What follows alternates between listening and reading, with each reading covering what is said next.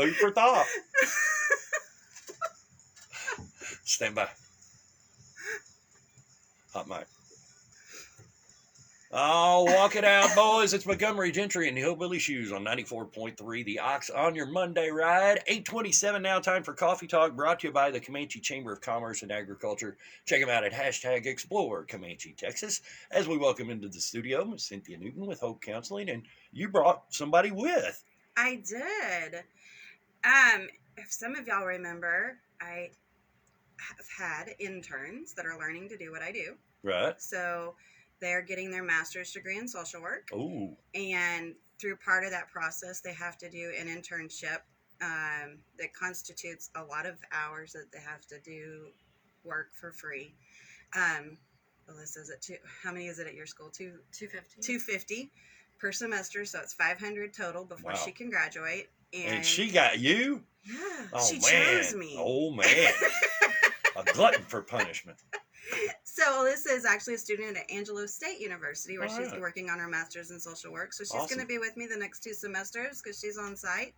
And I told her I wouldn't put her on the spot too much today because she's very, very nervous. So y'all will get to meet her more next time. All right.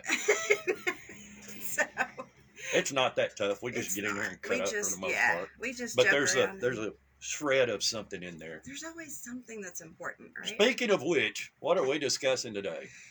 Wow. So today we're actually going to talk about kids and stress and how to talk to them about What do you know about that? The last 2 weeks have taught me quite a bit. So I apologize for missing last week. I don't know what he said about me when I wasn't on the air, but I'm sure it was something not very nice. Oh, no. But, you know, we had COVID in our household, and I was having major flashbacks back to 2 years ago. Oh, the whole homeschooling stuff. Yeah. I mean, and for those of y'all that are parents and went through that, I mean, you know what I'm talking about. It's things that are just different now than when we went to school, especially math. And last night I was trying to do math with my son, and that was not very good. That was he was like, "Do you want me to just wait and take it to school tomorrow?" I was like, "Yes, because I don't want to teach you wrong." Yeah. That'd be my luck.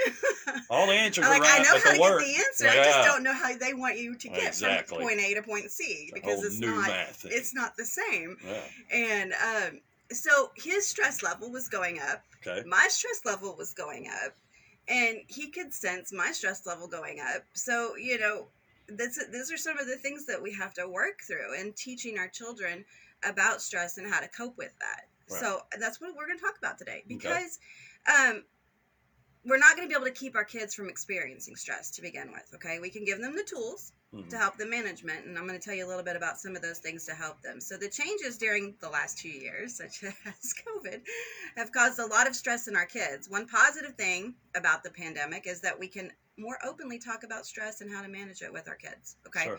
And adults as well. I mean, this isn't just about kids. So, but stress impacts kids in a different way than it impacts adults. So although we all feel stress physically, emotionally, and spiritually, for kids, it just takes a little bit of a different toll on them. And that's because of their development, and they're not able to cope with things quite the same as we are because we understand. So some of the signs of stress in kids, they might have trouble sleeping. They may be sleeping more than normal or not getting enough sleep. They may have a significant change in their eating habits, such as overeating or loss of appetite. They may be highly irritable. Sometimes it is challenging for kids to describe their feelings. So when they are feeling stressed, they may be in a bad mood or more argumentative than normal. Changes in their normal behavior. I know we're all like, what is normal? Well, we'll get to that in a minute. Getting sick more often than usual with stomach aches and headaches. Okay. So those are like telltale signs that your kid's having more stress. So, I mean, when you look at a child and you go, okay, normal, they're kind of happy-go-lucky, you know, maybe doing well, and all of a sudden it's just like they're angry all the time, or they're just, you know, little bitty thing and triggers them, and they just start yelling for no reason, or throwing something, or, I mean, all these things happen, you know, especially when their stress level increases, or can happen, not do happen, but can happen, and you really want to look at that and what's going on with your child, and this can happen at all ages, okay, so obviously, as they begin into the teenage years, they're going to be able to verbalize a little bit better, what's going on and what they're feeling. But in those elementary age and under school age, they're going to have a hard time verbalizing that. So you've got to look at how do you help them. You as a parent are, help them understand what's going on. Why am I feeling stressed? What's causing this? And help them to be able to identify that so that they can cope with that. And if they see mom going, I'm so stressed all the time, and how they portray it is how they're gonna. Okay, like that was my next point. There you go. You got to stop doing this. I mean, but yeah, absolutely. So what can parents do? They lead by examples. Kids know how to read the parents. Okay. They're going to sense those vibes. They can sense when their mom or dad is stressed. Show them what you do when you feel stressed so that they can see how they might be able to manage their own things. I love this. And y'all have met my kids, some of y'all, and seen my kids on the radio, and, and sometimes they can be a handful. They are boys. And, but, I love one of the things that they've learned over time is, things just kind of start getting a little more stressful. Emotions are running high. And my middle child, Dakota, will go, all right, everybody stop and take a deep breath. I mean, every single time it starts, it's like an instant thing. And he's like, okay, count to 10. And it's like he'll bring everybody back around and pull us in. But the fact that he's learned that, those are things that I've done and I've taught them. And he realizes, okay, I'm at that point that I'm stressed and I need to do something. So he tries to bring everybody in. Mm-hmm. So that's what I mean by leading by example is you have to teach your kids how to do that thing and how to recognize, hey, I'm not feeling well. I'm stressed. I don't know how to deal with this situation. Things aren't right. I'm on edge. I'm ready to snap your head off. All these things that promise you do happen. But don't try to fix everything. Kids need to learn how to solve their own problems. Ask more questions instead of telling them all you know. This will help give better advice when it's appropriate. So when you think about it, kids don't care about what you know. They really don't.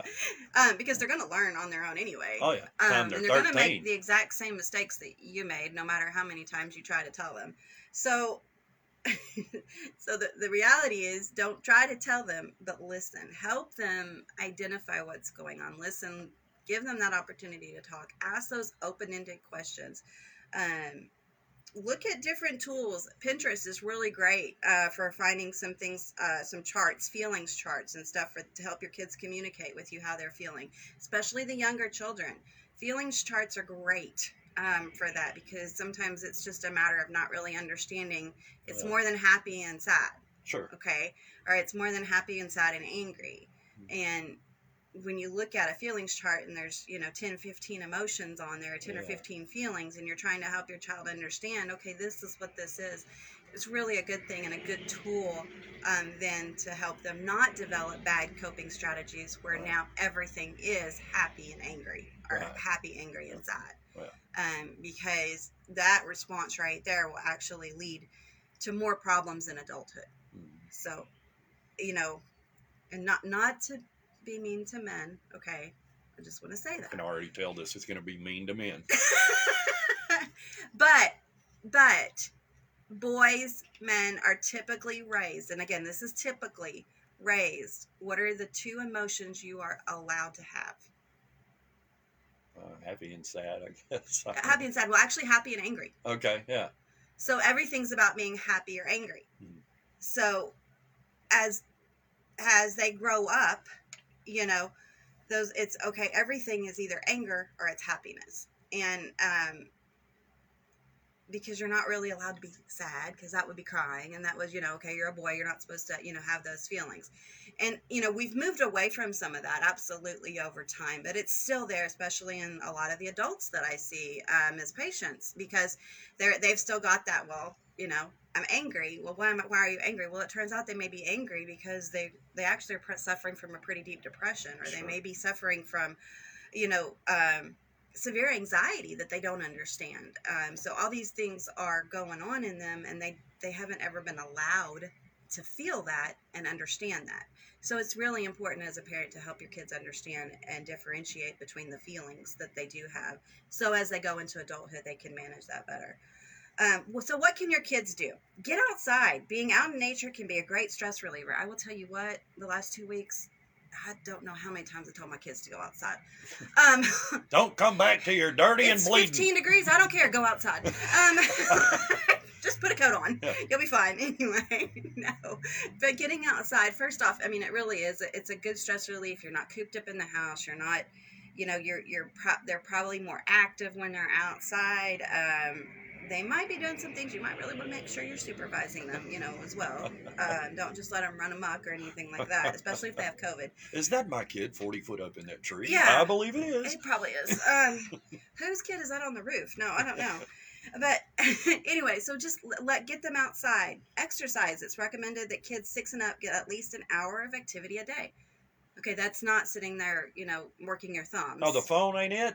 No, nor is it the game controller. Okay, right. So it's actually full body activity. Okay, so getting at least an hour of activity, and of course, when they're in school, they're doing PE or something like that. But when they're out of school, they're not. So think about that. That encouraging them to get that activity. Go take a walk. I mean, those are great. Those are great for you as an adult. Sleep is very important. Did you know that? Yeah, I've heard that from somebody. Okay. So how many hours of sleep do you think somebody ages 6 to 12 needs?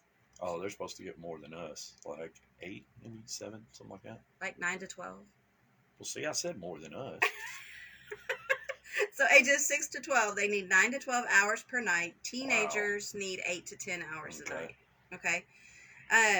So realizing that, I mean, it's real important to have a structured bedtime, structured that. I mean, it's like at my house, we have to get up at 6 o'clock in the morning, So what time does that mean they're going to bed to make sure they get enough time? Better be before the news. Absolutely. I mean, you have to, you're responsible for that, helping them not only getting sleep, but winding down so that they can get enough sleep is very important.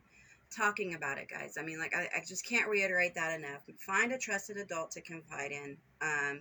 Seek a counselor for your kids if you just can't get them to talk to you. It may not be a lot of counseling, but it may be just to help guide them in what's going on, so you can know how to help them and just that breakthrough of, hey, I don't know what's going on. My kid's different. Something's happening. They won't talk to me. How can I help them? And so, there's a lot of things that are happening. We're right back in the major folds of another COVID outbreak. I hate to say it, but we are. Yep. And schools are shutting down again. I mean, all these things are happening, hopefully not for as long. And, we're seeing kids go back to school and everything, and it doesn't seem to be quite as elongated. But, I mean, it is. I mean, this is stressful in itself, okay? School and family is a source of stress for kids, okay? Teens. Always has been. Always has been, always will be, okay? They may, and I want you to think about other things that they may feel stress from. Okay, social issues like school shootings, suicide rates, racism, sexual harassment, bullying. It happens, guys. Teasing, tests, friendships that we as adults may be like, oh, it's just drama. Well, it's real to them, and that may be something that they've lost their best friend, or them and their best friend have had this major fight, and it's really hurt them, and so their stress level's going to go up. So like I said, you've got to help them identify what's causing them stress. Even sometimes good things can cause stress. Maybe bringing in a new baby, or maybe moving to a new home that's a better place. All of that, it may still cause stress. Sure. So you mentioned guys earlier, and I think his father, a lot of times, were guilty, especially if it's a little boy.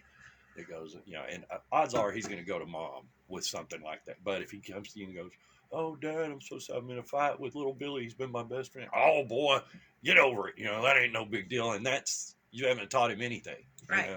Right. Except to brush that aside. Yeah. Stuff it, which then in the end, if you just keep stuffing or pushing it under the rug, it will blow up. It will blow up. Yep. It is a given. It will always come out in some way, whether it's immediate or down the road, it's going to come out. So those are things to look at. And no, absolutely. Dads are really that great. Suck it up, or I'll give you something to cry about mentality. Yeah, that mentality. And I mean, again, we're seeing changes in the norm from some of that, but it's still very easy to go back to that mentality. So just be aware, like before you say it, think before you say what you're saying to your kids. Hey, wait a minute, maybe I just need to listen for a minute and see what they're saying, see what's really going on, because often it might be actually more severe than you realize. So Sure.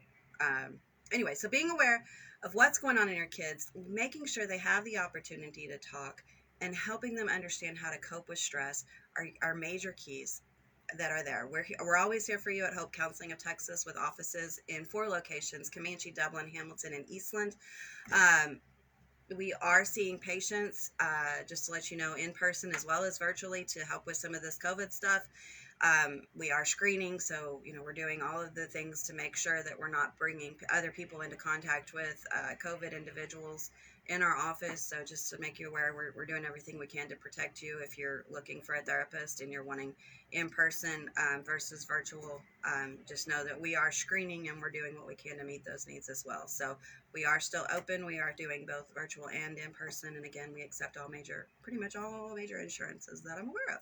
All So right. 325-356-1105, Hope Counseling of Texas, if there's anything we can do for you. All right. Cynthia Newton, thanks for stopping by, and nice to meet you, Alyssa. We'll see you in the future. All right. Thank you. Nowadays, that's going to cost you, but not with local lawn landscape. Local